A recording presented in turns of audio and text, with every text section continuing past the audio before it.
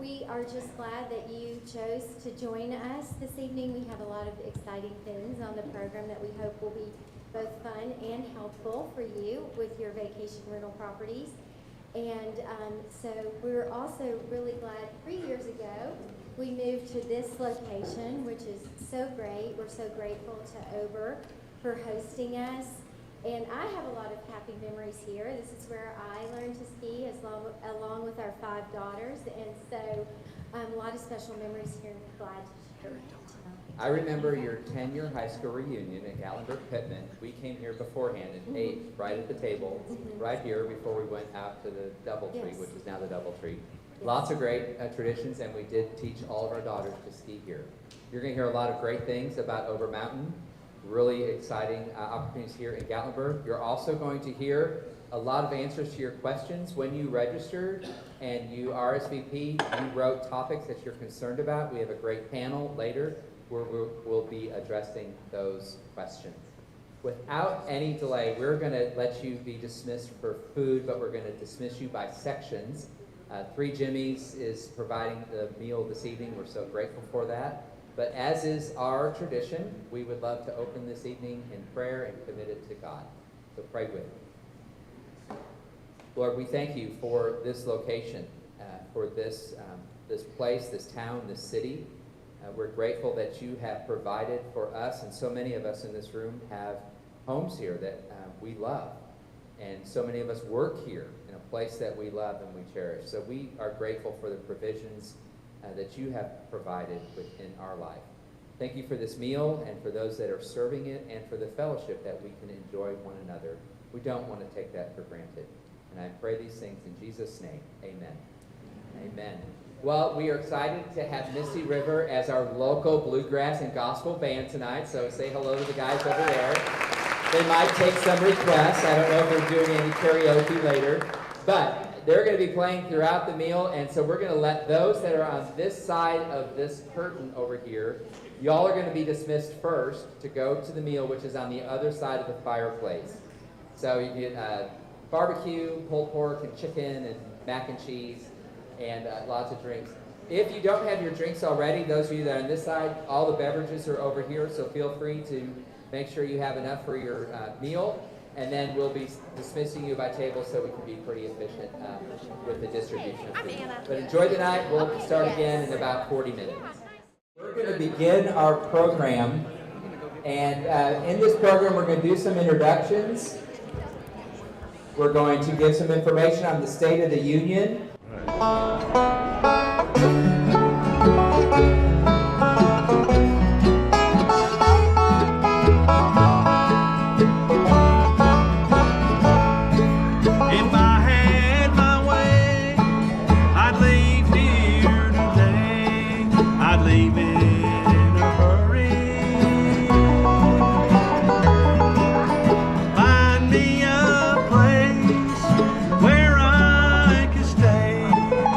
Not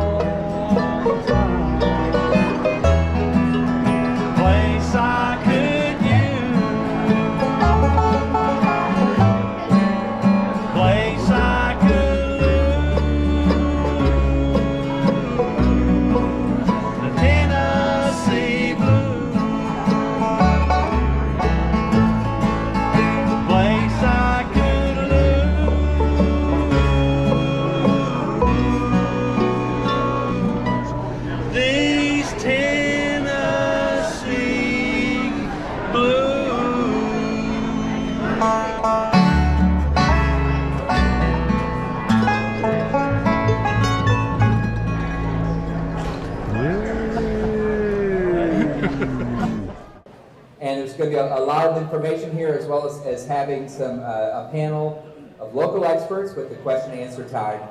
But I wanted to introduce one of my good friends here locally, Mike Warner, who has served as the mayor of Gatlinburg for quite some time, and has been a good friend, and to my wife and I, he and Cindy. And Mike just wanted to give you an official greeting and welcome as he serves in the capacity as the mayor of Gatlinburg. So here you go, Mike.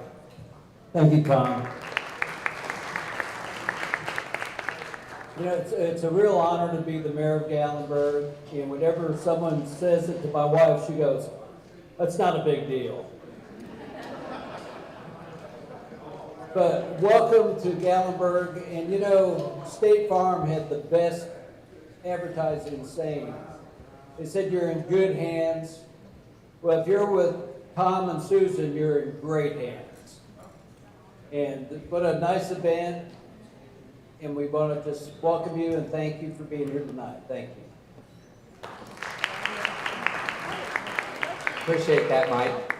And we also have we have several special guests within the audience, and Patrick Potter is going to come and give a greeting from the Chalet Village Homeowners Association. This area of Ski Mountain Road in Wiley, Oakley, and to the north side and the south side has homes that are included in the Chalet Village Homeowners Association, and Patrick is here to give you a greeting as well. So thanks, Patrick. Thank you.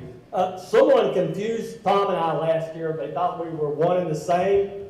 And is it the sport coats or maybe brothers from another mother? No?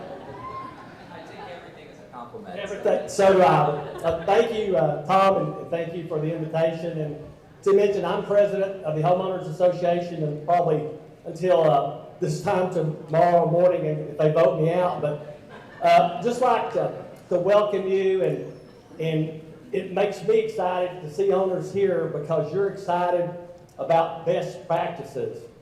And you're with the best management company, a professional management company that we have in Gatlinburg. Been here, 40, 50 years. It's the first brick and mortar property on Ski Mountain Road. And I'll keep this quick, but I was thinking, the old saying about proof in the pudding. And we also have other board members here tonight. We have our treasurer, Randy Sewell. He'll stand up. We have Pam Betts, who's our secretary. Paula Elliott, board member at large. And we also have two, Bill and Shirley Wisdom, who are past board members. And you know what we all have in common? We were all clients of Mountain Laurel Chalet. 150 years of ownership, and we were all with this company, and you should be too. I might just, did we get that on video? Did we get that on video? So that would be good. I'm going to step over here.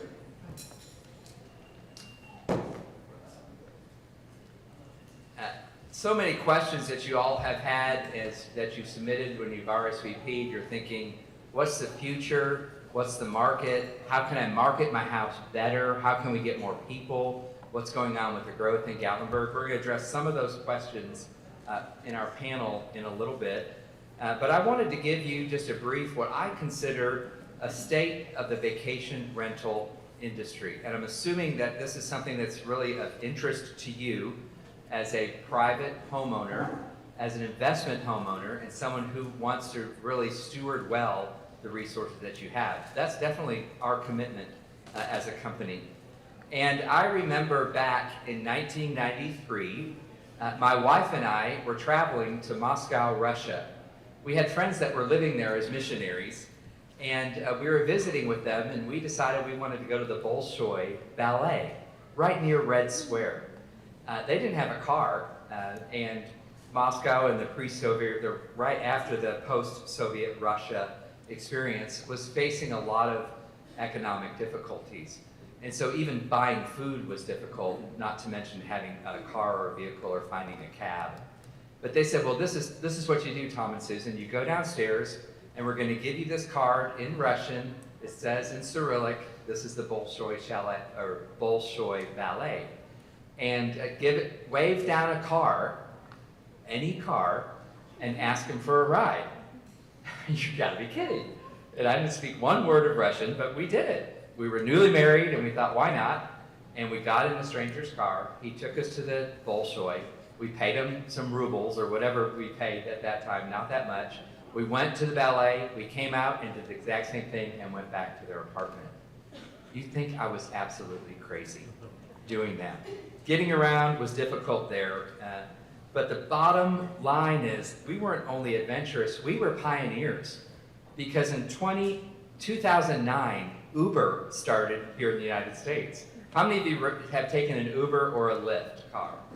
When Susan and I were in Phoenix for a conference, we went in a driverless Uber. That was quite an experience.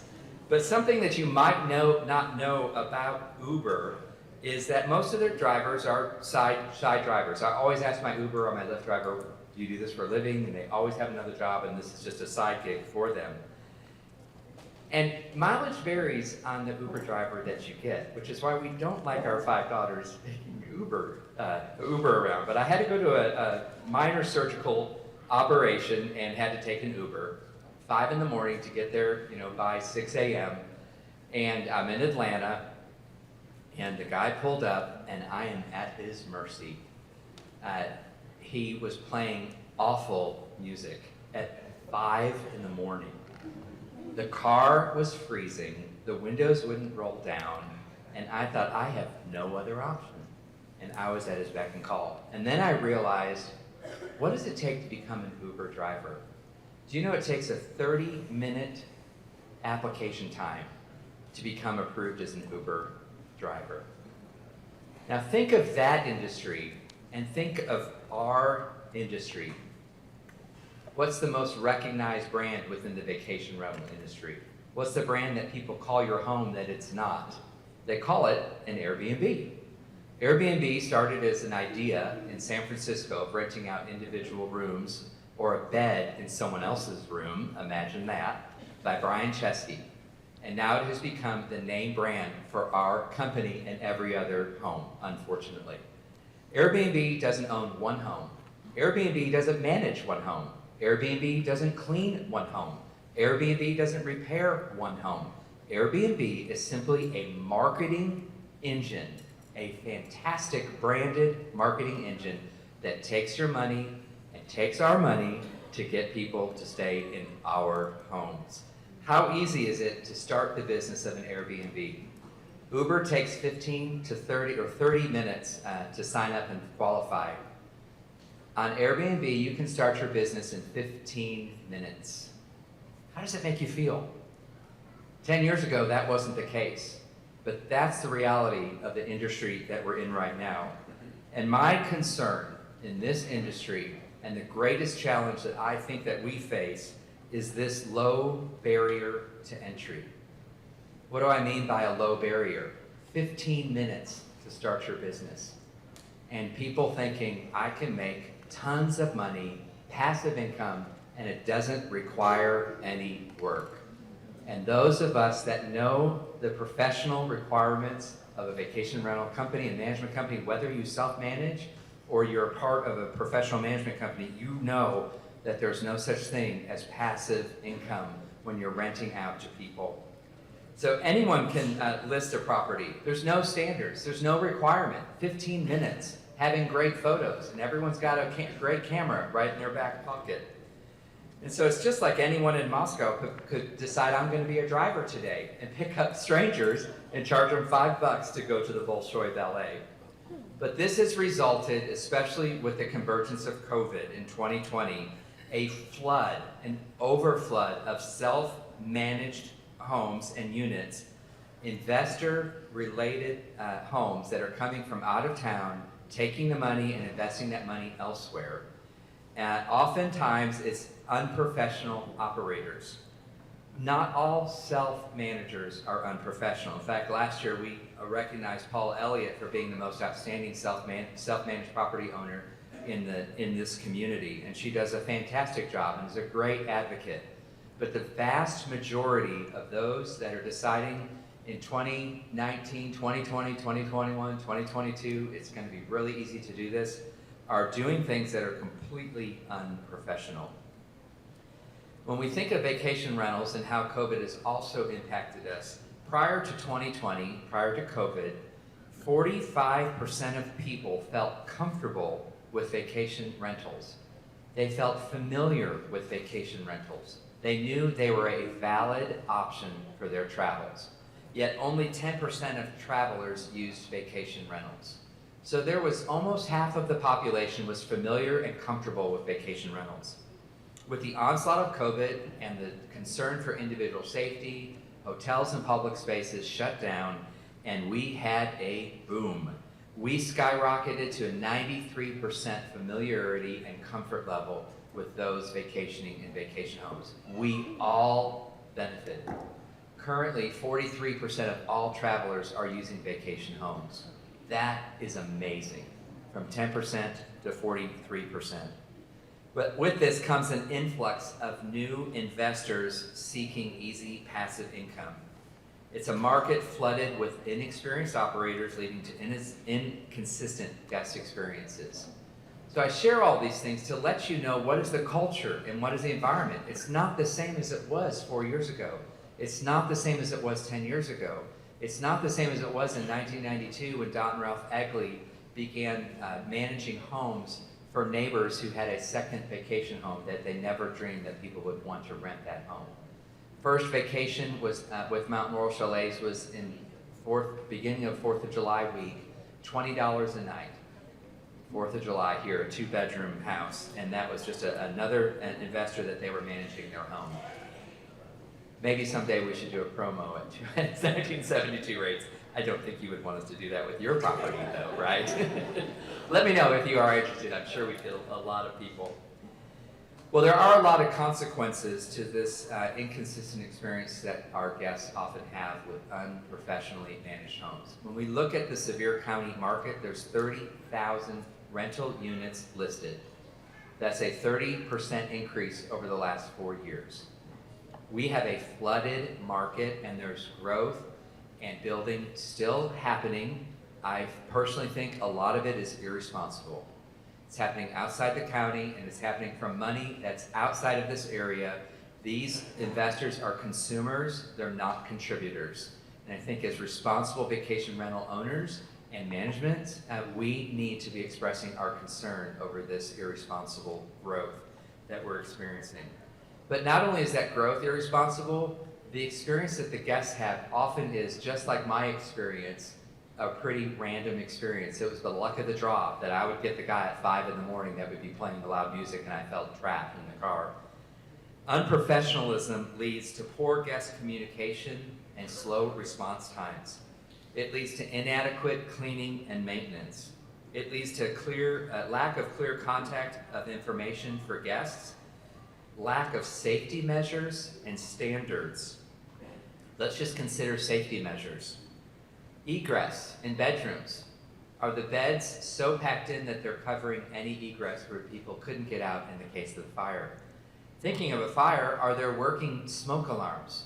Are there working fire extinguishers in the homes? Are the hot tubs regulated? Are they cleaned in a manner which is sufficient and professional? Is the game area safe for the children? Do the bunk beds have rails 4 inches above the mattress? In the kitchen, there's so many other elements. Fire extinguishers near the kitchen, carbon monoxide detectors, integrated smoke alarm systems within the house, signage outside the house. In North Chalet Village, the signage is awful. It needs to be addressed. You're driving around at night, you cannot see the address of a home, and the city provides at a very low rate the 4-digit numbers that you can customize and put outside your house to see those. Over occupancy of homes. Let's just get as many people in these houses as possible. Our philosophy and our regular standard of operation within Mount Laurel is 2 people per bedroom. We don't like to do the excessive bunk beds, futons, excessive rollout couches and so forth. For us, if the couch breaks, people are expecting someone to sleep, we can't replace a couch. overnight, and there are safety concerns with that as well. Other areas of unprofessionalism is lack of community involvement. Mount Laurel Chalets has been a member of the Chamber of Commerce since its inception. We pay the Chamber of Commerce appropriately for each one of our properties that are a part. Those of you that are with us, we're providing a city tax along with that. Most of the properties in Gatlinburg are not paying that city tax. They're evasive. They're not following those policies. The care of being involved in a home association like the Chalet Village Homeowners Association, that leads to being a good neighbor and having good relationships with others. The vast majority of the new homes and new homeowners and investors that are coming in have no regard for community or neighborhood, and unfortunately for those that are living here full time. They are consumers and they are not contributors. Another area, finally, and I know it doesn't seem like all that good of news, but this is painting the picture of the current conditions within the market and the challenges that we have. So often people say, get me more bookings, get me more bookings. There's not a lot I can do about the macro issues, macroeconomic and the macro social and business issues that we're facing as a result of the lack of professionalism within our industry. But one area that is of great concern to me is if these vacation rental owners, investors, and individuals, or even others that are with other professional vacation rental management companies, where are they getting their information? Where are they getting their training? If their only place of getting that training is a Facebook group, we're in trouble. And you've seen the posts just like I've seen. Hey, I've got a package at my house that needs to be picked up. Could someone stop by my house and pick up that package? Because I live in Mississippi and I'm trying to manage this house. One post said, does anyone know a good grocery store in the area? Are you kidding me? That's irresponsible. It's completely unprofessional. Others are saying the master bed broke, the king bed broke. And they actually were asking, and I saw this house. This is a $5 million house with an incredible view in Norton Creek. It has thousands of followers on Instagram. It's fabulous. This owner posted, can anyone go to my house and fix the master bed? I live in California. Okay, I'm going to give someone the code to my $5 million house to go fix my bed before the new guest comes in? That's what we're challenged with. That's what you're challenged with. So what is the solution? We need to raise the bar of professionalism, and we need to insist that others act by this same professional standard. So possibly on those Facebook groups, you all can get on there and say, why aren't you here? Why don't you have someone designated to take care of your house? Because the experience the guest is having at your house is impacting my house, and it's bringing down the value of our community. Why aren't you cleaning up the construction mess? Why aren't you following general protocol? Why are the trash containers not bear protected? These are concerns that we need to be the advocates for, and we do this on a daily basis. And we can represent the 96 homes on our program, the 80 that are in the Chalet Village area. But how many are there in Chalet Village? Over 1,800 homes that are used as vacation rental managements. We want to be a good neighbor, and we want to call others to be good neighbors as well. And we encourage you to call your management company, if you're with another company, to professionalism. And if you are managing on your own, increase the standard and be committed to professionalism. Once you begin to take money for your home, it's a business. It's not a hobby. And we have a lot of hobby hosts that are bringing down the industry. In addition to that, they're bringing down the cost. Sabotage pricing is infecting all of us. When someone purchased their home at an adjustable rate mortgage in 2020, they're desperate to get any booking at any cost. And this is also true of a lot of other management companies that are renting 4-bedroom homes with built-in pools for $169 a night. We don't do that. Unfortunately, it's resulting in lesser occupancy.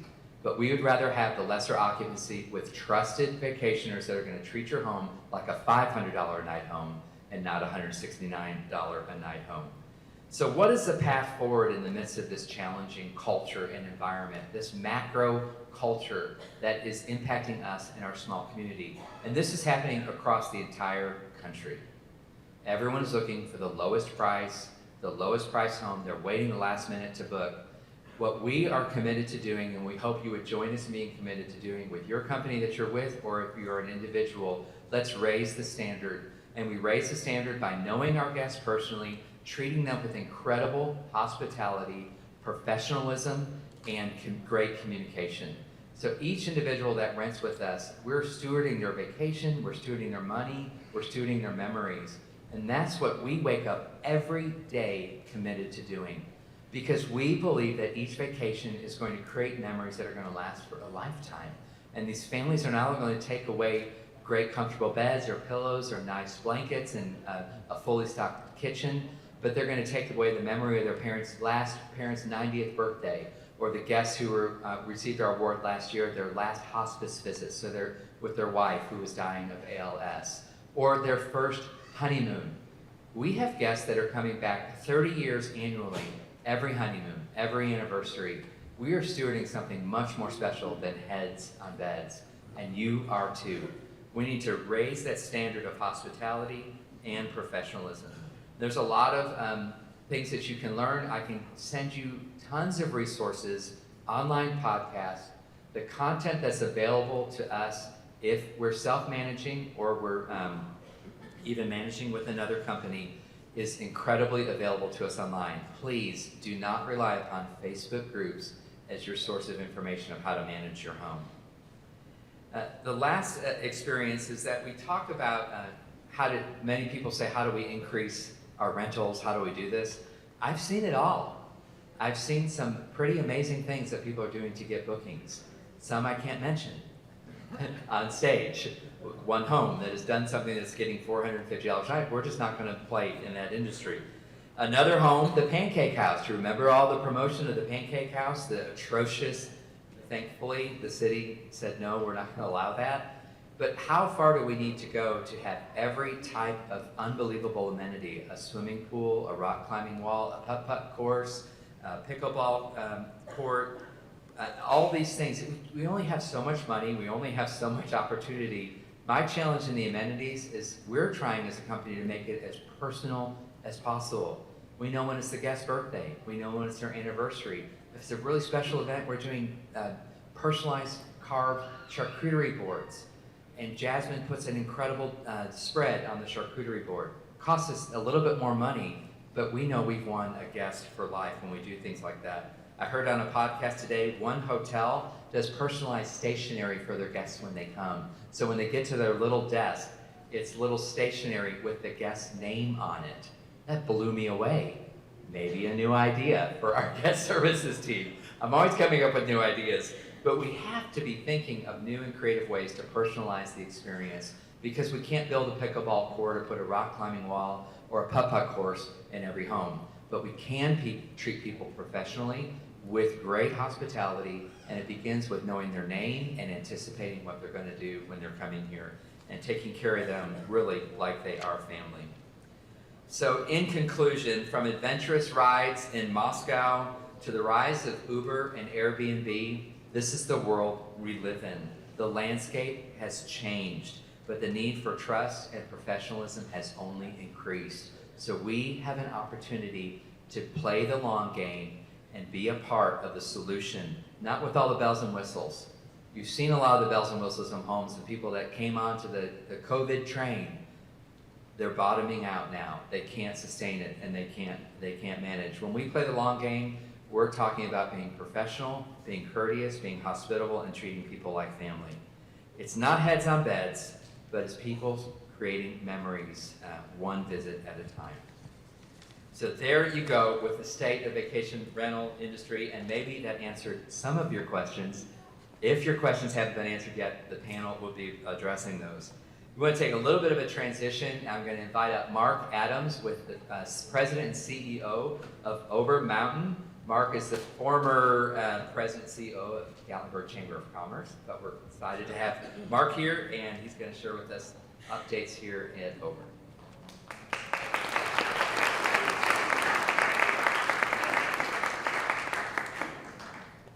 All right, thanks, Tom. Jordan, I'm probably going to ruin your hair with the sound. I'm going to have to take this off. Oh, take that one? Good. I'm not good. I think I had ADHD as a kid and I still have it, so I can't be trapped back there. I'd love to see you guys anyway. But what Tom said is I did used to run the Convention Visitors Bureau in the Chamber of Commerce here, but I'm still on the board. In fact, I'm the chair this year, but I also, he didn't say this, but Tom is now on that board. So he's representing you all on that board, and there's about 20 members. The mayor, the good mayor, is a member of the chamber board as well.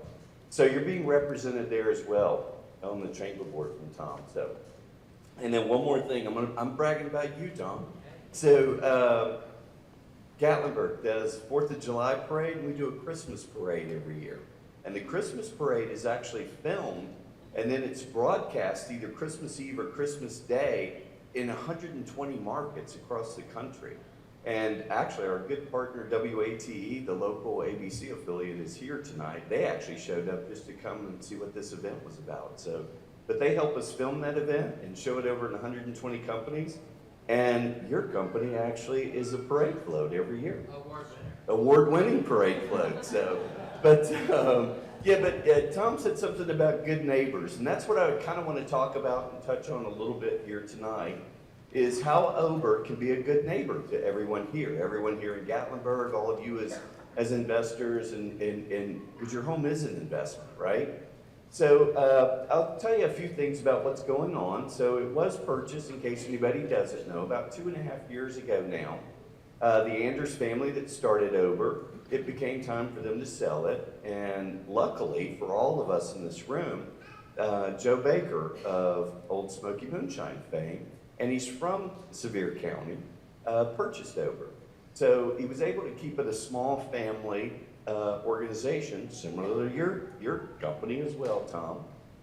So we've been making investments here, and one of the biggest things you'll see, I talk about being a good neighbor, we built a new parking lot. We quickly built a new parking lot just down the way here, just right before the entrance at North Baden. And the reason we built that parking lot was to actually help get more cars off of Ski Mountain Road. So it used to back up during ski season. I wish it backed up during spring, summer, and fall. But during ski season, the traffic would back up. So we built a new parking lot to get, it's right at about 100 spots to get those cars off of Ski Mountain Road faster. But also snowmaking. So we made a tremendous investment in snowmaking. And we actually, Little Ober Mountain in Gatlinburg, Tennessee, probably has one of the most sophisticated snowmaking equipment of any ski resort in the entire country. So, and what that did for us is this year, it enabled us to extend our skiing season. So the winter season, which is sometimes dead in most markets for the rental market, but here we got 126 days this year. So it was the longest season we've ever had skiing. And up until 2 days ago, we were actually still snow tubing out here on this hillside out here. So we were actually still snow tubing up until 2 days ago. But I see Pete Euchre's here in the audience tonight. And Pete's been involved here at Ober for close to 50 years, Pete? Joy, my wife, yes. Yeah, Joy, his wife. I'm in the 40s. He's in the 40s. Pete's wife's been here 54 years. So, one of the things, we did add a few attractions here. So we added a zip line. If you look out the windows here, we'll raise the curtains here in a minute. You can see some zip lines all the way from the top of Mount Harrison. It's 3 big long zip lines, 4 across. So you'll see us start advertising the zip lines. We have 2 new lifts, 1 new scenic lift and 1 new chair lift for the skiing. And then we'll also replace the 3rd lift that we have out here. Probably next year we'll get a new replacement for that. So essentially we'll have 3 new lifts now at Ober. And then we have a new scenic deck. So if you take the scenic ride all the way to the top of what this is called Mount Harrison, and then I found out when I got here, apparently the settlers here used to call Mount Harrison Rattlesnake Ridge.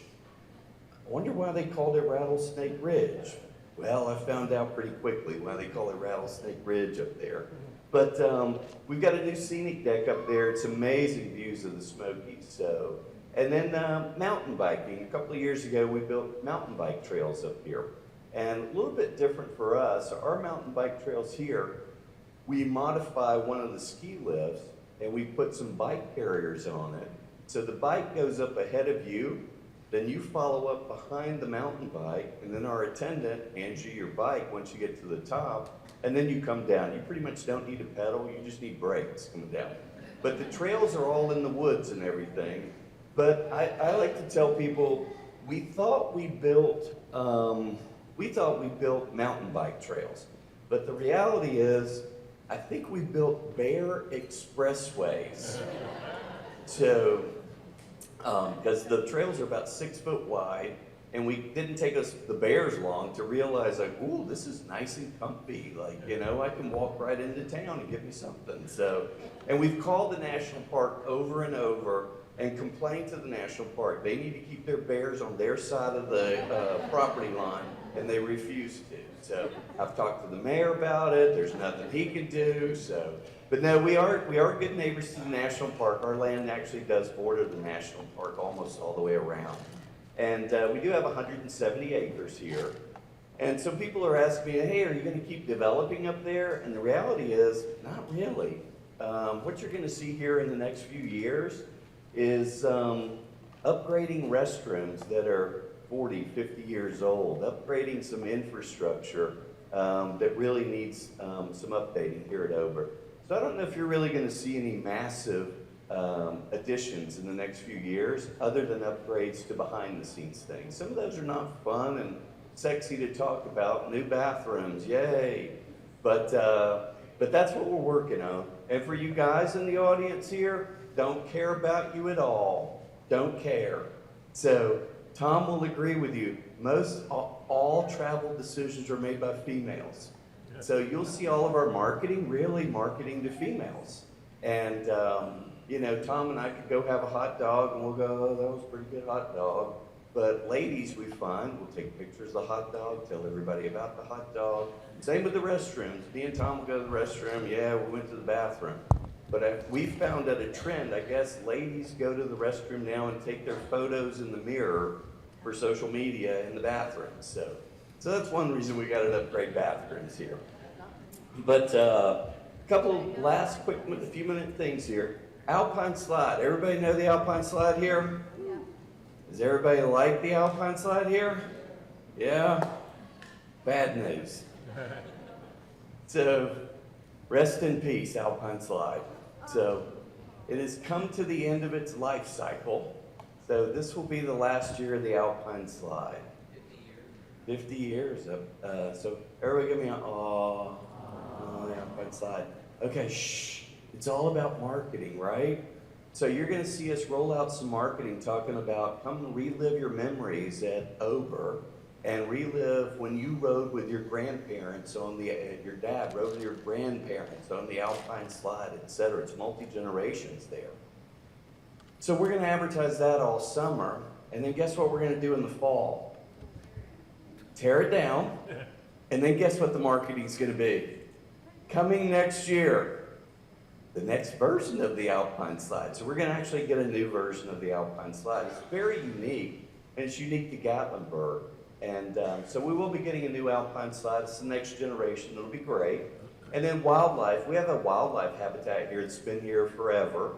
And quite honestly, some consultants said when we took over, they were like, hey, just get rid of the wildlife. Just, you know, lock that door and don't look back. But we're actually doing the opposite. So we're actually embracing the wildlife. All of those animals are rescue animals, and they're here for a reason. And so we're gonna reimagine the wildlife area. And we've got a lot of residents that live down there, and we take care of them daily. And I'll give you an example. One of our recent residents, our newest resident, is a bald eagle. And so you may ask, well, how did you get a bald eagle? Well, here's how we got a bald eagle. He was shot by 2 teenagers outside of Chattanooga about 6-8 months ago. So if we didn't take that bald eagle, he would have been euthanized. So we do great things with those animals, but we're going to start really introducing our guests to what we do behind the scenes to take care of the animals. They all have names, things like that. And then I'll leave you this. Again, we talked about good neighbors tonight, so maybe like a theme here. And I can't see him for the lights, But somebody just asked me earlier, they said, hey, how do you all get along in Gatlinburg? Like, how do the attractions, we had some amazing attractions here, Anarchista, all the Ripley's attractions. But we got one called Skybridge. So, and the gentleman who's playing in the band tonight, Randy, his family started the Skybridge. So, years ago. And so he's an amazing banjo player. So he's here tonight playing for you in the band, and we really support all of the other attractions. We do want to be a good neighbor.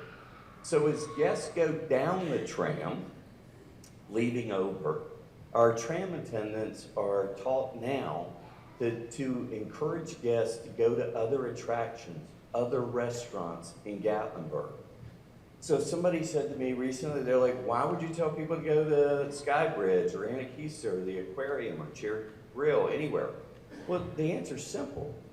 We want them to stay in Gatlinburg. We want them to have as many experiences in Gatlinburg as they can have, because they're going to post all of those on social media, and it's just going to bring us more business to Gatlinburg. And that's kind of what Tom was talking about. I mean, sometimes people think like just themselves, and it's just a micro. But we're hoping that little encouragement for them to visit another attraction will get us more tax dollars that we can then use to market the city to get more visitors. So that's why we encourage people to go to other places. So, and the same with the national park. You know, we want people to learn about. You don't want any more? She said they want more. So. But thank you guys. Any questions? I'll be around. But any questions you guys have or no? We're good. I'll be around if you have any. So thanks. Mark.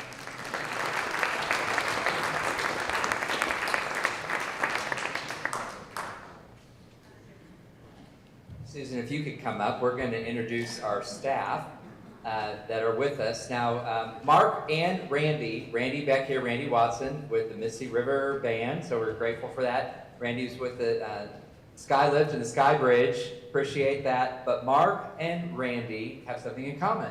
And Mike, 3 people have been guests on our new podcast, For the Love of Gatlinburg.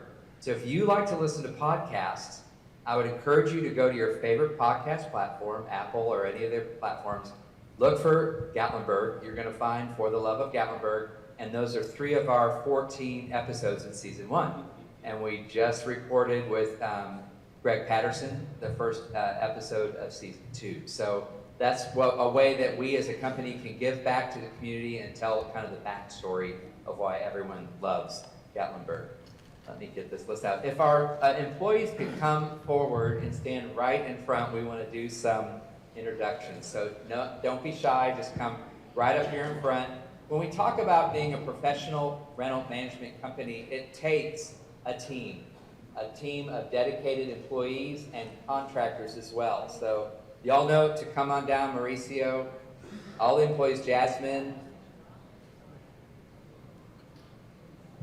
they're very eager to serve you, just not as eager to come down and be introduced. So want to introduce you to our guest services team. We have Chris Donahoe, Scott Husky, Pam Penny, Kelly Haas.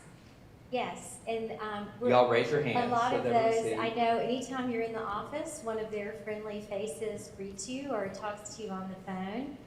And then we have Jennifer Berlasti. She's the director of operations. Yes, and Kay King, who has been around almost since the beginning. 35 years. 35 years. Kay is the director of property services.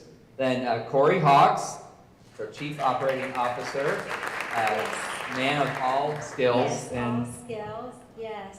Jasmine Hawks, who's the director of laundry and housekeeping. We have Jordan Watts, director of marketing. So Jordan's down there. Have a very mixed up list here. Okay. Yes. Clint Bowman, I don't know if Clint came down. Clint leads our contract maintenance team. Yes. Many of you know Clint, does a lot of projects for you, has a fantastic team that works with him as well.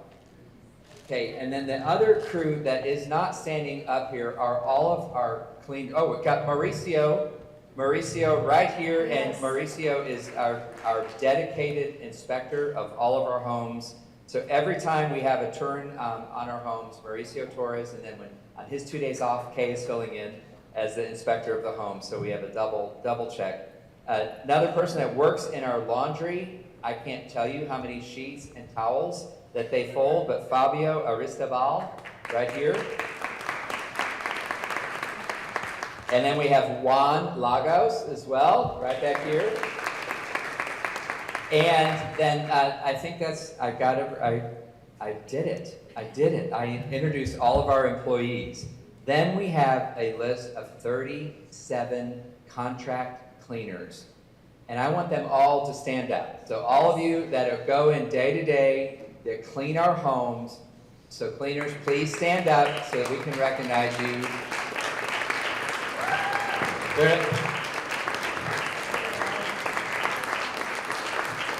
I want to tell you why. Well, I'm going to list all of the names that you see them. So when I say your name, wave to everyone. So Bessie Lopez, Fransley Dennis Sanchez, Janet Uncles, Leticia Ruiz, Nelvin and Iris Colindres. There's also David Ruiz, Ruth White, Veronica Neva Perez, Zulmi Castillo, Eden Romero Santos, and then we also have Juan. So I think that covered all of the leads. They have several people on their team as well that are cleaning. Now, I just wanted to say also, you can have a lovely home. You can have great guest services that take amazing reservations and help the guests. But if our guests arrive and the house is not clean, all of that doesn't matter anything.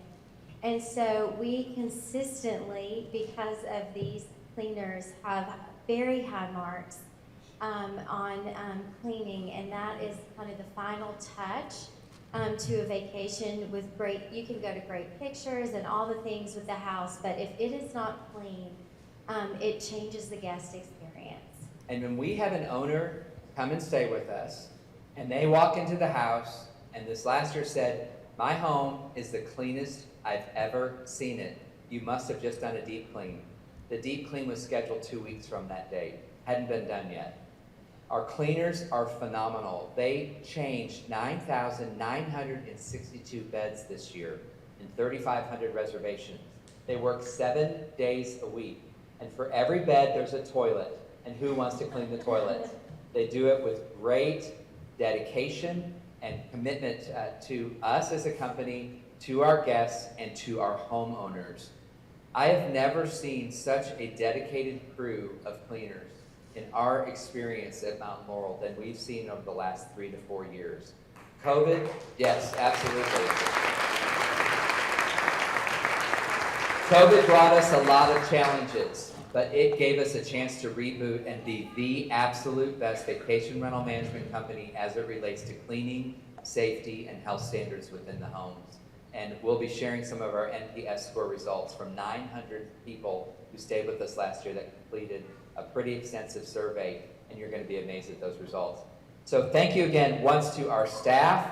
Not only were they serving the food because we were slow on serving, so they stepped in so we could get more food, but they're here to serve you day in and day out. So thank you so much.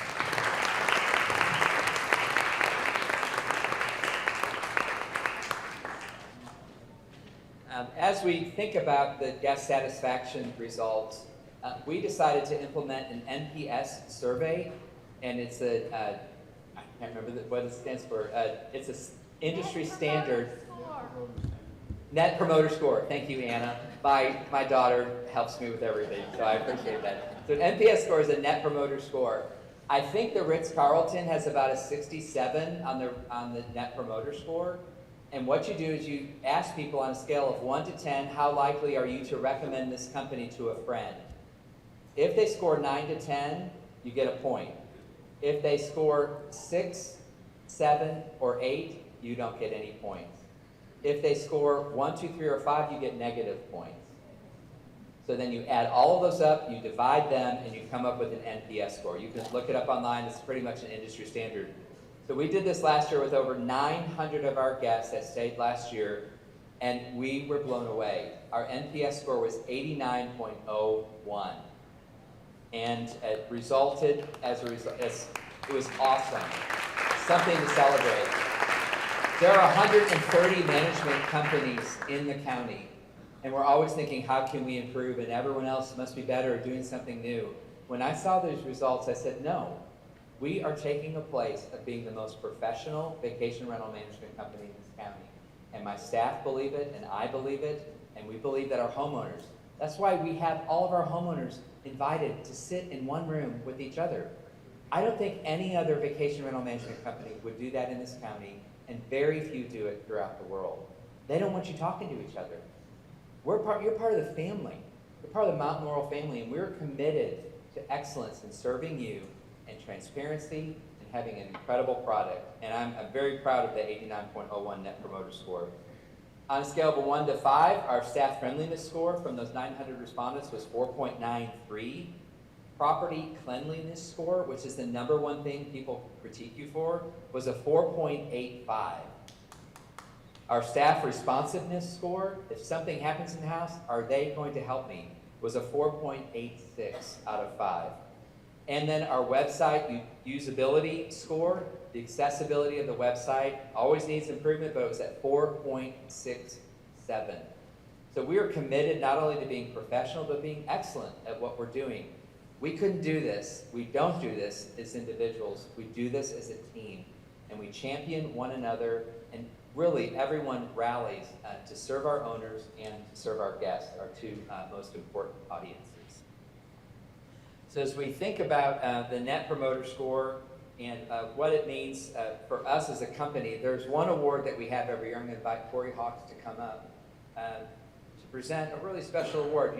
You may have known Dot and Ralph Egley personally, and many of you did because you're longtime owners and partners with Mountain Laurel Chalets. But Dot passed away in 2013, and Ralph passed away just the beginning of 2016.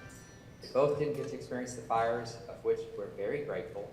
But we are standing on the shoulders of their legacy and their commitment to hospitality. So every year we honor one recipient, as a couple or an individual, with the Dot and Ralph Egley Memorial Award. So Corey is going to present that this evening.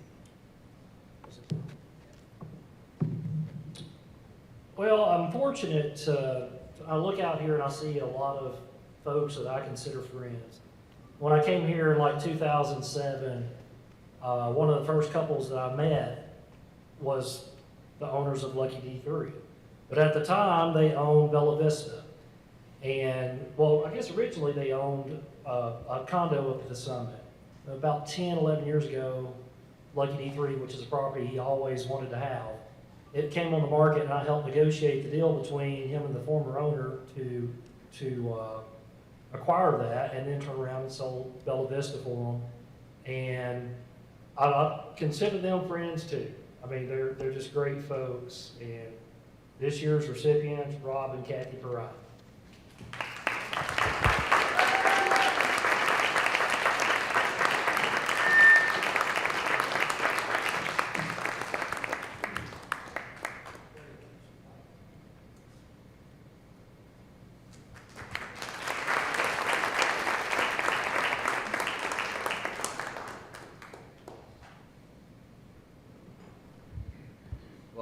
Rob and Kathy have been good friends, good partners, good homeowners, continuing to consider how they can improve the value of their home. And I hope you don't mind me sharing, you paid off your note this week after 10 years. And we're so glad that we could partner with them in that and seeing that truly as God's provision. So it's much more than an investment when you pour your heart and soul into a property, and we have the privilege of stewarding that with them. Well, I'm going to invite our panelists to come forward. So Kay and Jordan, if you can come up. Corey's already here. So as you remember from the introductions, Jordan is our Director of Marketing, Kay is our Director of Property Services, and Corey is our Chief Operating Officer. Corey's been with Mountain Laurel and with just our company for 19 years. Kay for 35 years. And Jordan's the new kid on the block, 2.5 years as our director of marketing. But it's amazing when I see some postcards, 15 years of experience. We could put 4 people in a picture and say over 100 years of experience here. So they are going to answer some of these questions, and I'm going to attribute the questions to those of you in the audience that submitted these as topics. Okay, we're going to go right for the jugular on the first one in light of marketing, and so you all have a lot of good input on this. But Mike and Jan Adams, Daniel Beckner, Donna Craig, and David Learman all asked a very similar question. What strategies are most effective for increasing bookings in the current market? Jordan, you want to go first? Helps if you turn it on. So that is a really great question, and something that every person in this room probably can feel deep in your bones. If you own an investment home, which I do not, but I can imagine if you do, the question that you're asking is, okay, this is awesome that we have guests coming in, but how do we grow that, right? And we're always thinking in terms of how to grow, the guests that come into your home, the visibility, all of those things that we put out there to the public. I think you have to look at it through the lens of it being a long game, right? You don't just get a vacation rental home, either market it for yourself or join a management company and instantly have a full calendar when it comes to bookings for your home. That's just not the way it works. It takes time, and if you switch management companies, it takes time for their guests to become familiar with your home as well, right? But I would say the most important things you can do, aside from just being consistent and sticking with what you're doing for a long time so that you can see the payoff, there are a few things that are very well known within the industry that matter a lot. Number one, you want to make sure that you are visually selling your home and presenting it in its best light. We have an incredibly visual world, right? We all know that. And we live in a day and age where you swipe through everything. You get on Instagram and you swipe and you look and you click and you move, right? And it's easy for people to be flooded with images and different options when it comes to vacation rental homes. Like Tom has mentioned, the market has grown so significantly in this area alone. So you want to compete well with the other homes that are out there. You want to present with incredible pictures. 90% of people choose a vacation rental home based solely on the photos. So when we're encouraging you, hey, think about updating those photos, it feels like an expense, I get it, I totally understand. But photos are what sell your home. So, iPhone photos don't cut it anymore because there's such incredible technology out there now for photos that professionals really can dig in, edit photos, and they take them from good to great, right? So I think that's a huge thing. I think the visual appeal of your home, it doesn't require a massive overhaul of your home all the time. You don't have to do a full renovation, but ask yourself the question, is my home up to date? Is it appealing to the people that are looking at my home?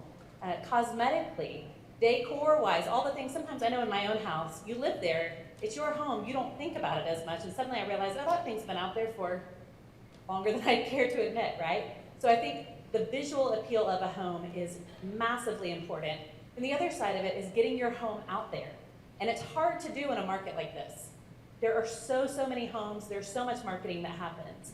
I think using the OTAs, online travel agents like Airbnb and VRBO, is an incredible tool for homeowners. We tend to shy away from that sometimes, but ride their coattails of marketing dollars to get your home out in front of new guests, and then take those guests that come into your home and convert them into repeat guests that book directly with you, right? So I think those are two things right off the bat. Great, so photos and then really driving towards direct bookings. We utilize the OTAs, online travel agents, for Airbnb, VRBO, as billboards. Basically, we want people to see them. If you're a smart consumer, you're going to see who's hosting it. You're going to Google Mountain View Laurel. You're going to book with us and save some money. But not everyone does that, so it's their first attempt. But we really want them to come back and stay with us direct the next time, so we have great strategies to work with that. So any other strategies that y'all can think of? I mean, we could probably have a 2-hour session on that. Yeah, we could, I mean, but I'll wrap up me here. Like Jordan was saying, make sure your property's up to date. We're currently taking the worst house that's on our program and remodeling it, and it's just gonna come back really awesome. So take a look at your house. If you need some suggestions or whatever, reach out to us, and we'll kind of help you along that line. But she's right, photos is the #1 thing that sells it. The more amenities that you can offer. Tom mentioned earlier, like a pickleball court or miniature golf. If you got the property or the land to be able to do that, that's a great amenity to have. But you're competing with a lot of folks now that have like indoor pools and stuff. So just ask for some suggestions tonight. We'll be glad to help you out. I think one more thing I would add to that, and I know initially you might sort of recoil at the suggestion, but pet-friendly homes are the most sought-after amenity once you get past a home with a view. And there are ways to do pet-friendly homes well. There are ways to do that to maintain the quality of your home, to protect your home, but also to open yourself up to people who, we live in a driving market. Most people drive to us, and many of them want to bring their pets. And we may go, I wouldn't want to bring my pet. Well, they do. And that's a huge way to open up and increase the volume of bookings you get by making yourself eligible for all those people. And people who travel with their pets have nice pets. They're part of the family. They're not the mutts that are coming.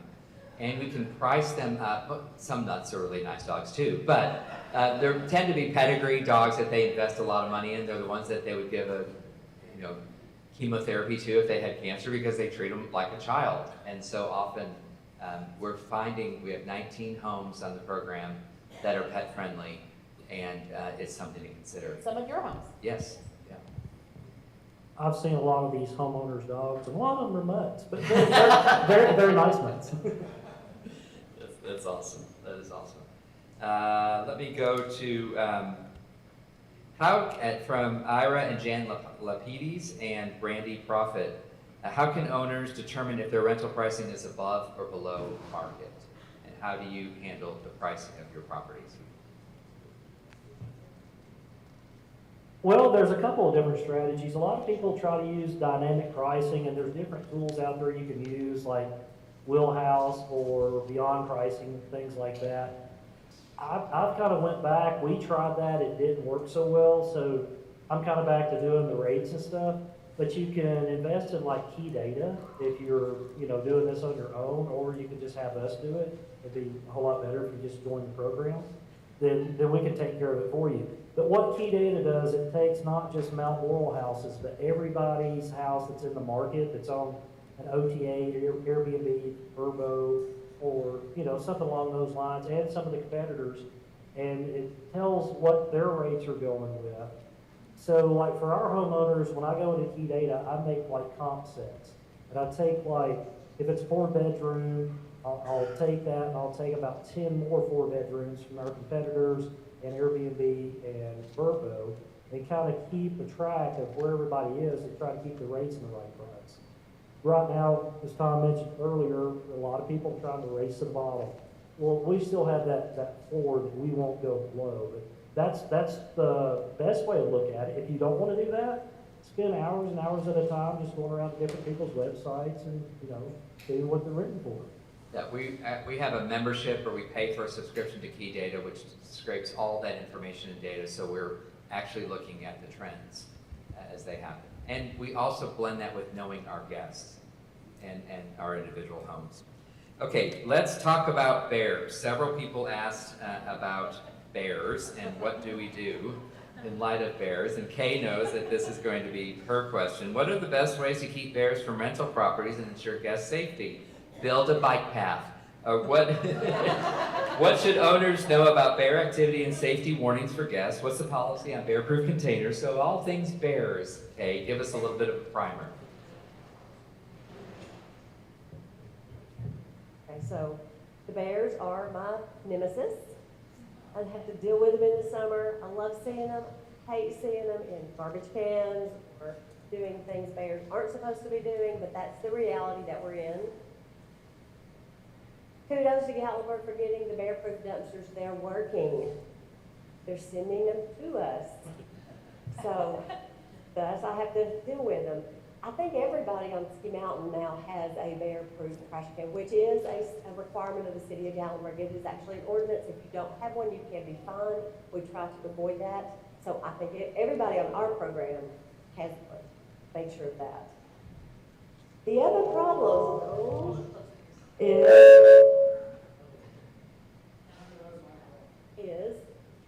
the guests. They want to see the bears. They want to have interaction with the bears. They don't realize what a bad idea that is. So, when they check in, Kelly and Pam give them a nice little speech about how bad it is for the bears for you to get close to them, try to feed them, la la la. But they also emphasize you have to lock your car doors and roll up your windows. Have to. The other thing that we stress is don't even leave a candy wrapper in your car. Absolutely no food at all. Bears have incredible sense of smell. If you have a Tic Tac, if you have a bottle of medicine, anything that will smell, they will try to get to. They're that hungry. And God love them. I feel sorry for them, but they have to be bears. They have to learn how to be bears again. And we have to help them putting up fences so that they can't get into our cars, they can't get into our trash cans. We don't feed them off the porch. And if we see that, we need to do the responsible thing and call the police, report them. The other thing is the hot tub covers. And I know y'all are, I've replaced tons of hot tub covers in my years. I actually asked we had a speaker here from the University of Tennessee Veterinary School one time up here at Ober, and he got up here and he was talking about the bears and how they did their physicals and everything and la-di-da-di-da. And so after the speech, I came up to him, and this has been, I don't know, 15 years ago, and I said, do you have a graduate student that needs a really good project? I've got one. What attracts the bears? The vinyl hot tub covers. He didn't take me up on it. Is it the styrofoam? You spend $250, $350 for a styrofoam vinyl covered hot tub. We've done that on a home, and the next week it's ripped to shreds. Yeah, if it lasts that long. I mean, the best thing to do is to make it inaccessible. They tend to not go up on decks as much, especially if they're gated, or the only way to get to the deck where the hot tub is through the house, something like that. Doesn't mean they can't, but it's less likely. It's the ground level hot tubs that we have the biggest problems with. So hard top covers are about your only solution there if it happens more than 3 or 4 times. But love the bears. People want to see them. We want to see them, but safely. And it is just constant education on our part. And we've got things in the cabins. The Bear Wise have stickers and pamphlets that we give out. We send them stuff all the time, and it's a constant problem. But that's why they come here. Part of the reason they come here. So we just have to learn to deal with it. Eventually, TWRA reassures me that this generation of garbage bears will die out, and we'll be through it. And they'll go back to being bears, and we'll be able to live together in harmony and not have to be so dramatic about what we do to deal with them. But we're doing our best to educate our guests, obviously our owners, and take care of the homes, and even guests to latch the bear-proof containers with the carabiner when they're done. 5 in the morning yesterday, I was up and saw a whole mess outside one of our houses and cleaned it up. Yeah. Because what you got to do, because bears are being bears. We just need to teach people And that. if you are here right now and staying in your cabin, check your locks on your bear-proof bins, please. Because if the bear gets in it and it becomes you get one warning from the Gatlinburg Police Department, and if it happens again, it's a fine of up to $500 for every occurrence. So they're pretty serious about it. So make sure you have a good locking mechanism on your bear-proof trash bin. Great. Our next question is from Robert Ernst. I'm not sure if Robert is here this evening, but he asked, what are the key steps and common challenges for someone getting into the cabin rental business for the first time. So I'm thinking that we open this invitation to those that have their own opportunity for investment or want to collectively begin something like Dot and Ralph started in 1972. So what do you think are the key steps and common challenges? Would you do it? Would you start from scratch? No. Why not? Follow me around for a day. Everybody thinks it's just fun and games until you really get into it. But like this week, from meeting with a contractor about redoing a retaining wall from the construction standpoint to dealing with the rates over here to dealing with the guest over here. It's a lot of stuff that goes into managing properties, and it's not for the faint of heart. I talked about a lot of the safety protocols, the responsibility protocols, the being a good professional and a good neighbor and good marketing. It's not overnight, but plan for late night phone calls, 2 in the morning. You know, Clint takes all of our after night calls, and you get a call at 2 in the morning. A year ago Christmas, so about 15 months ago, we had the water freeze and all the water pipes burst. Facebook groups blew up of people's pipes freezing.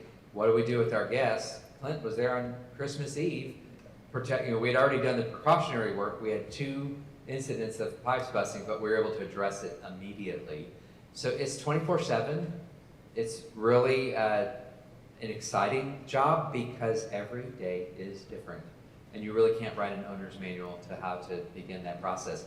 But if you're interested in learning more about hospitality, professionalism, safety, and so forth, we're happy to have you take us out to lunch. So and we're going to be able to have that conversation. We're fine with sharing the wealth, but get ready for a really challenging job. Okay, a lot of these were grouped together by the same statements. Let me see. Okay, this is how is the local Gatlinburg market impacting our vacation rental? And I can answer that quickly because we get reports from the bank on the revenue levels of tax dollars coming into Gatlinburg. February was down 14% on average across the whole industry. About 18% down in lodging as well. So as prices come down, less people are coming. We're leveling out to 2019 rates. And I know that Gatlinburg is doing the best they can, but Gatlinburg, Panama City Beach, Myrtle Beach, Hilton Head, Savannah, all of those same vacation markets are experiencing those same downward trends. We wish we could change the macroeconomic issues. We only can respond to what those are and anticipate how do we set our rates, how do we market your home. And believe me, we are committed to marketing your homes. We don't want them to sit empty, but we're not going to lowball the price and have compromised people stay in your homes. If that's what you want, we might not be the best management company for you. But our philosophy is that we want to steward the home and the investment as well and have responsible guests and visitors that come. Now, is there anything that y'all want to communicate with others, just information or updates? I think we covered the basic categories, but is there anything else you're burning to tell people? Summer's looking good. Yeah, tell us about the future. What are the numbers? Summer's looking good. Yeah. June is looking better than July. And we still have a lot of time for July. We still have time for June. We do. I think if you add it all together, we're probably pacing right now 22% ahead of where we were this time last year. Yeah, that is great news. First quarter was kind of level in that. This is collectively, you may be thinking, wait a second, my house isn't doing as good as the level as last year. We're looking at the collective average of everyone, but we are up significantly in second and going into third quarter, which is encouraging. And for the folks that have like 4 bedrooms and larger properties, you've probably seen the biggest hit through the whole thing. The summer's looking a whole lot better for you guys. Yeah. And we're happy to share more individual market analysis. Corey's always making himself available to look at your individual home and your property. If you're not with our program, we'd be happy to do an analysis of that as well and any recommendations, free of charge. and just to introduce what our different services would be. Were you going to say something, Jordan? I was just going to say as well, I know there were several questions asking how, for our owners, how we do go about marketing your home. And the short answer is we do it in a variety of ways. A lot of, different channels and platforms. We do email marketing, social media, obviously the website. We advertise your home through OTAs, which we mentioned, online travel agents and things like that. But if you have a question about your home, about, hey, how can we market my home better? Do you have any suggestions for me when it comes to my home, how to present it, like we talked about, visually present it better to clients, because those things, at the end of the day, they're drawn to what they can see, right? So if you have questions about that, I would love for you to reach out to me. You should have received emails and things like that from me in the past, and you're welcome to shoot me an email. We can set up a time to chat, and I would love to help give you some direction and suggestions for your home. That'd be awesome. Awesome. Great. Well, let's give our panel thanks. And we're entering into an exciting final portion of the evening. We have some prizes to give away, but before we give those prizes, you have to earn those prizes. There's no freebies here tonight. You got to win. So we're having a trivia contest. I'm going to let Jordan take it over. That's right. Who doesn't love trivia?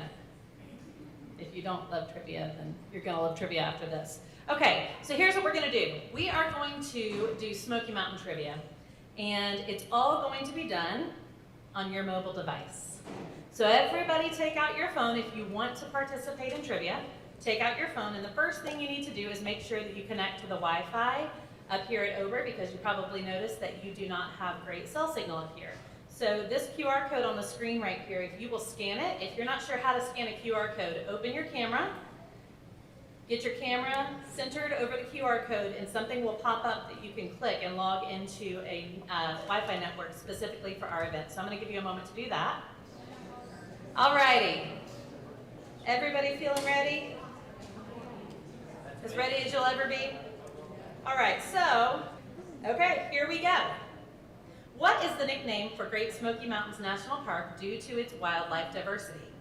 Is it Appalachian Animal Kingdom, Salamander Capital of the World, Bird Watcher's Paradise, or Bear Haven of America? Go. All right, the time's up. Who knows the right answer? Shout it out. B. That's right. Salamander Capital of the World. Who would have thought, huh? There are so many varieties, Anna would have thought, so many varieties of salamander in the national park. So we can see right now, first place is Julianne. Way to go, Julianne. You answered most quickly. Anna, and then Bubba. Way to go, guys. Next question. What name did the Cherokee Indians give to the Smoky Mountains? Was it Land of the Mist, Valley of the Clouds, Place of the Blue Smoke, or Home of the Spirits? Go. All right, the correct answer, Place of the Blue Smoke. Next question. What is Dolly Parton's middle name? Is it Rebecca, Marie, Elizabeth, or Sue? Go. All right, who knows this answer? Tom knew it. Rebecca. Dolly Rebecca Parton. There you go. All right, let's see here. Oh, Lena. Lena's in first. Then we have Lynn and Julianne still hanging in there. Way to go, Julianne. All right, next question. Who was the first celebrity to open a restaurant in Gatlinburg, Tennessee in the 21st century? Paula Deen, Guy Fieri, Jason Aldean, or Blake Shelton? Go. All righty, the correct answer, Paula Deen. Back in the day. All right, next question. What is Gatlinburg's claim to fame in the wedding industry? It's home to Tennessee's only honeymoon resort. It's the second most popular wedding destination after Las Vegas. It hosts over 1,000 weddings annually, or it has the most wedding chapels in the U.S. Go. All right, the correct answer is B. It is the second most popular wedding destination after Las Vegas. Next, what is the only lodge accessible by foot in Great Smoky Mountains National Park? Go. All right, who knows the answer to this? Look, I mean, that was kind of a gimme, right? There we go. Very good. Let's check our results. Lena. Oh man, they're still all up there. Lena. Where's Lena? Oh, Lena. Oh, I know it's missing a letter, isn't it? Oh, it's not. Okay, I thought it was spelled a different way. Forgive me. Lene, Julianne, and Lynn. Okay, keep it up. Here we go. As of 2025, how many years has Gatlinburg, Tennessee hosted the nation's first 4th of July parade at midnight? Go. The correct answer is 50. This is the 50-year anniversary. That's pretty exciting. Which U.S. president dedicated Great Smoky Mountains National Park in 1940? Go. See how well you know your history. All right, who knows this one? Roosevelt. Well, there's two up here. Which one? Very good. Franklin Roosevelt. All righty, next question. What is Tennessee's most visited man-made attraction located in Pigeon Forge? If you don't get this one, we're going to have a problem. Go. All right, and the answer is? That's right. So fun. What feature is most in demand for short-term rental properties in Gatlinburg? Go. All right, the answer to this, mountain views. After that, does anybody remember earlier what we mentioned? Pet friendly, that's right. All right, Julianne has jumped up to first. Then we have Bubba, way to go Bubba, and Anna bringing in third place. Here we go. What was Dolly Parton's first major hit song? Go.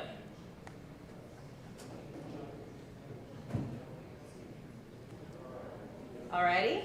Who thinks that it was Coat of Many Colors?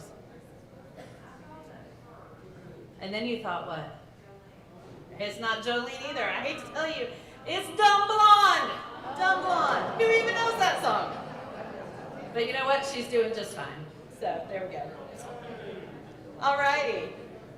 What unique feature makes the Smoky Mountains accessible for so many visitors? I sort of told you this answer earlier. Its proximity to Dollywood, its location, its central location between airports, and its free trolley system. Go. And the answer is B. That's right. How amazing that we are in a place that is within a day's drive of 2/3 of the population of this country. That's pretty amazing. And people that love to bring their dogs. How many miles of hiking trails are in the national park? Go. Correct answer, 850 miles. So if you love to hike, you'll be busy for a while. Let's check in on our results here. Julianne in first place. Brent has pulled into a lead in second, and Bubba is in third place. Alrighty, next question. I have a few more. What year did Tennessee legalize moonshine distilleries? Go. All right, who thinks the correct answer was 1999? It was 2009. Isn't that crazy? That was not that long ago. What children's literacy program did Dolly Parton create? Go. The correct answer is D, the Imagination Library. What an incredible program and legacy this woman is leaving this community. It's awesome. Next question. How many annual visitors do Gatlinburg and Pigeon Forge receive combined? Let's hope my data is correct. Go. Alrighty, the correct answer, 23 million. Let's check our results here.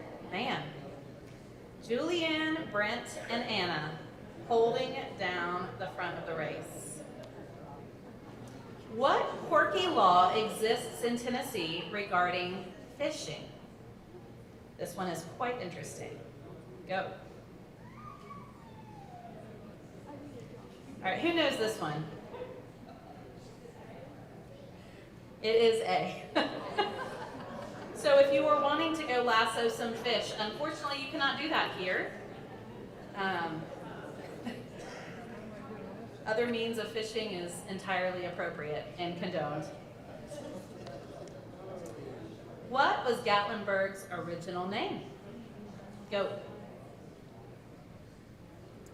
Alrighty, the correct answer, White Oak Flats. All right, we have one last question.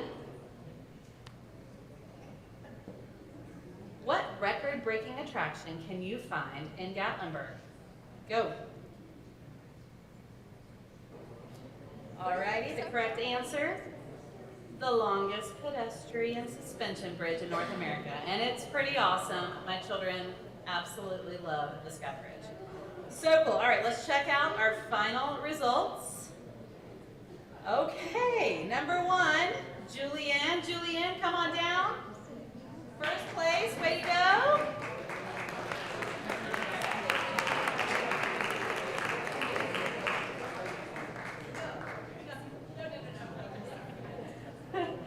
And second place, coming in for a surprise second place victory, we have Goldilocks Haven.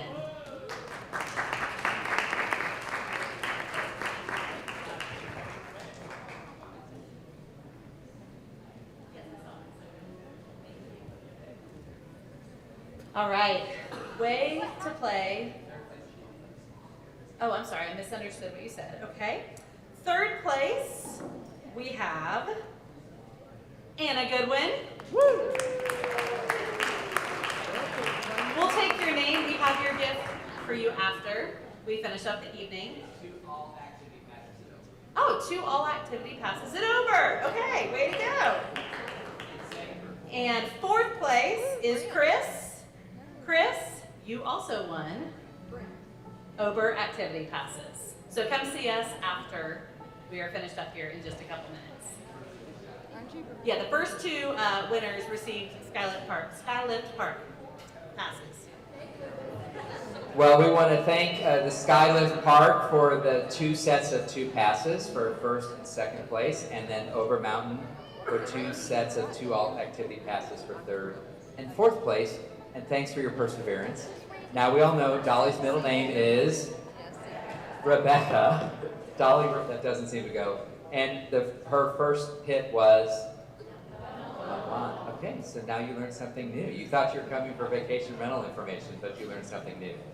We just wanted to say thank you again for spending your evening with us and learning a little bit more about what we do at Mountain Laurel Chalets. And thank you for those of you who choose to entrust us with your home. We know you have lots of choices, and we don't take for granted that you choose to have your house on our program. And for those who might have just learned some about our company, we would love to have further conversation with you. So thank you again for sharing your evening with us. And on your way out, if you are a homeowner, not an employee or contractor, but if you're a homeowner, each family receives one of these wonderful pillows, Eddie Bauer pillows that you can use on your couch or your bed, just as a lovely gift for you. They'll be rolled out. So as you leave, this is our gift to you. Thank you for committing your evening. We're going to have some music still. You can get something else to drink and meet with more people, but thanks so much for joining us. We'll see you all next year.